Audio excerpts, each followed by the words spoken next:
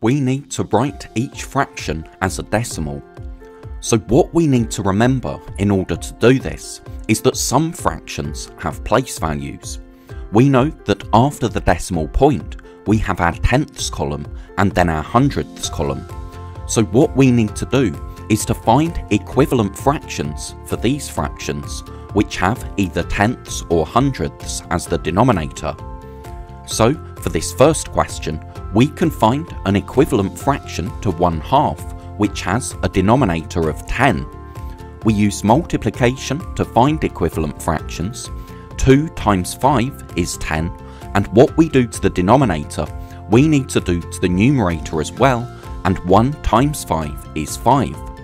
So we know that 1/2 is equivalent, so the same size, as 5/10, and tenths have a decimal place value. We know that the first digit after the decimal point is the tenths digit, so we can write 1/2 as 0.5 because that's the same as 5/10, and 5/10 is the same as 1/2. Now we have 1/4. Here we can't change it to tenths because 10 isn't a multiple of 4, it's not in the 4 times table. But 100 is a multiple of 4, and we know that the second digit after the decimal point is the hundredths digit. So we can find an equivalent fraction to 1/4 which has a denominator of 100.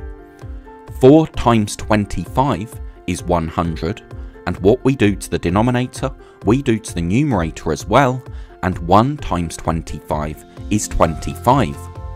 So 1/4 is the same as 25 hundredths, so that's 0.25 as a decimal, because remember, if we've got a fraction over 100 we can't go past the hundredths place value, so we can only have 2 digits after the decimal point, which means the 2 gets shifted over to the tenths column.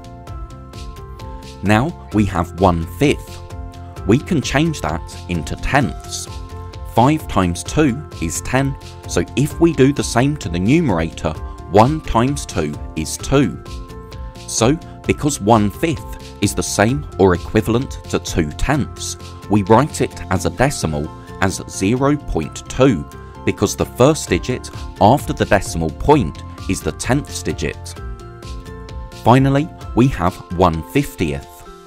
Now 100 is a multiple of 50 because 50 times 2 is 100, so if we do the same to the numerator, 1 times 2 is 2, so because 1/50th is equivalent to 2 hundredths, we can write that as 0.02 because remember, the second digit after the decimal point tells us our hundredths, that's the hundredths digit. So let's go back and have a look at this first question. We had 1/2, but we changed that to 5/10 so that we could write it as 0.5, and you can see exactly the same amount of the fraction bar or rectangle is shaded. We've just changed it into tenths because with tenths we have a decimal place value. Then we had 1/4. If we take away the quarter grid and put a hundredths grid on top of it, you can see that now we have lots of half rectangles shaded, but if we do some rearranging, you can see that that's equivalent to 25 hundredths, so that's 0.25. You can imagine that 2 of these lines are tenths, and then we have 5 hundredths. Then we had 1/5, we changed that to 2/10 so that we could write it as 0.2. Then we had 1/50th, which is the same as 2 hundredths, so that's 0.02. Thank you so much for watching, I really hope that was helpful.